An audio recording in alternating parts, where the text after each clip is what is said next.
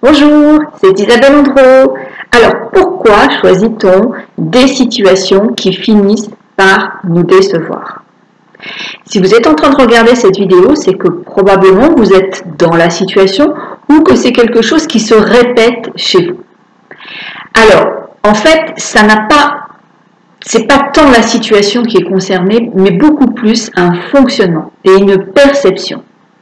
Alors probablement que vous faites partie de ces personnes, comme moi je l'ai été par le passé, qui sont dans le tout ou rien. C'est un principe qui fait qu'on se retrouve dans ces conclusions, dans cette notion que le choix qu'on a fait, il est décevant. C'est partir du principe que si on n'a pas atteint un résultat, en tout cas celui qui était souhaité, eh bien c'est que nous sommes dans l'échec. C'est se dire que l'entretien d'embauche qu'on n'a pas eu, eh bien, c'est parce qu'on ne vaut rien. C'est se déclarer ou déclarer aux autres que dans la relation dans laquelle on est et que nous ne sommes pas reconnus, ben c'est parce que nous sommes nuls. Vous voyez ce dont je parle? C'est vraiment partir de deux extrêmes. Et ça, c'est parce que c'est notre perception des choses. C'est quelque chose qui est en nous. Bien souvent, c'est les personnes assez sensibles qui ont des émotions fortes, qui ont ces conclusions, elles aussi, plutôt intenses, très partagées en fait. Alors, si vous continuez à fonctionner de cette manière-là, vous risquez à terme de vous épuiser parce que vous allez forcément aller de déception en déception. Encore une fois, ça n'est pas tant la situation qui est concernée, mais bien plus votre manière de procéder, votre fonctionnement, votre façon de percevoir les choses. Alors, comment sortir de ce tout ou rien? Premier point, c'est d'identifier que vous avez ce fonctionnement. Sans cette identification, bien sûr, ça va passer à la trappe et vous ne pourrez donc pas remettre ça en cause, en question et le changer, le transformer. Donc déjà, reconnaissez que vous êtes, comme moi je l'ai été, dans ce tout ou rien. Ce qui est important, c'est de déculpabiliser. Nous sommes plus ou moins tous concernés par cette attitude, ça va dépendre du domaine, donc déculpabiliser très vite, c'est pas quelque chose qui est anormal en soi. Hein. C'est assez humain de tomber dans ces principes de tout ou rien. Le deuxième point, c'est de vous donner droit à l'erreur. C'est très important. C'est pas pour autant que vous allez en faire davantage.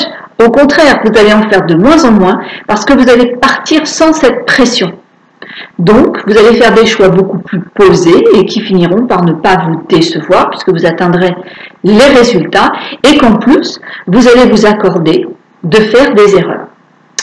De plus, le fait de s'accorder des erreurs permet de les voir et d'extraire l'information pour que la prochaine fois, ça ne se reproduise pas.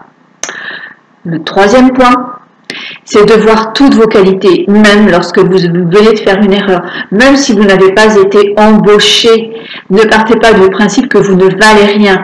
Revisitez vos valeurs, toute la richesse de votre personne, tous vos anciens succès et vos progrès actuels. Même si dans une relation vous n'êtes pas reconnu à juste titre, reconnaissez vous-même la valeur de qui vous êtes, c'est très important. Ne vous quittez pas du regard à ce niveau-là. Soyez la première personne à reconnaître qui vous êtes, vos qualités, vos atouts, vos compétences, tout ce qui vous caractérise, tout ce qui fait que vous êtes vous, tout ce qui fait que vous êtes unique. Mettez très vite en place ces 3 points pour sortir rapidement du tout ou rien et vous en finirez avec des choix qui finissent par vous décevoir.